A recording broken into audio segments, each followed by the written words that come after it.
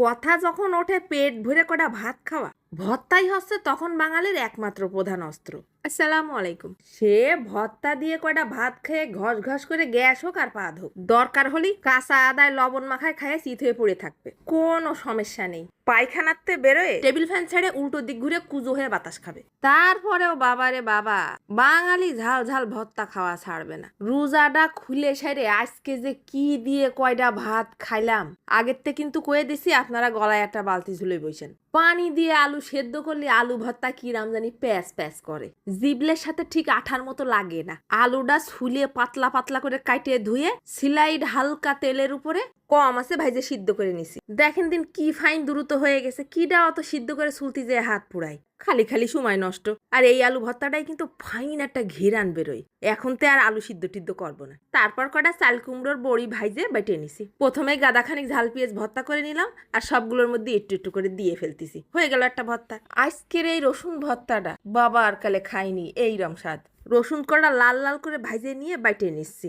এত ভর্তার ভিড়ে রসুন ভর্তা করবো না তা কি হয় নাকি?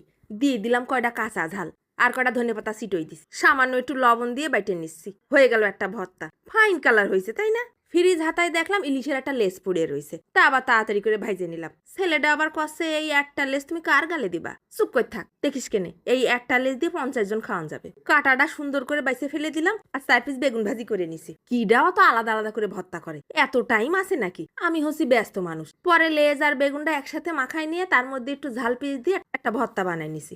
ও খুদা, এই দেখি নর্মাল বেগুন ভর্তার থেকেও ফাইন স্বাদ হয়েছে। এই যে দেখেন ভর্তার বাহান নিয়ে চলে আইছি। আরো একটা চমক কিন্তু বাকি আছে, শুধু দেখলেই ঝোলটা টুপ টুপ করে পড়তে থাকবে। এই যে দেখেন নিয়ে চলে আইছি ভর্তা দিয়ে খুদের ভাত। কয়দিন ধরে খুব পরান্ডা চাচ্ছিল যে এইরাম করে এক থাল ভাত খাবো। ফার্স্টেই খাওয়া বউনি করলাম কালো জিরে ভর্তা দিয়ে। কালো জিরে দিয়ে প্রথমেই খুদের ভাত মাইখে খাইলাম। ওরে খুদা রে খুদা, কি ফাইন ঘিরান, সাথে জিবলের জ্বর ছাড়াই গেল। তারপর আলু ভর্তা নিয়ে ফেলিছি। আলু ভর্তা তো ভাজা ভাজা ঘিরান বেরোচ্ছে। এইরাম করে কিডা কিডা আলু ভর্তা খাইছেন কমেন্টে কিন্তু লিখে জানায়েন। আর যারা খাননি তারা একবার খালি কিন্তু আর আলু সিদ্ধ করে ভর্তা খাতে ইচ্ছা করবেন না। তারপর নিয়ে ফেলিছি কুমড়োর বড়ি ভর্তা। ও ভাতের সাথে মাখায় নিলে একেবারে ঝুরঝুর করে ভেঙে পড়তিছে।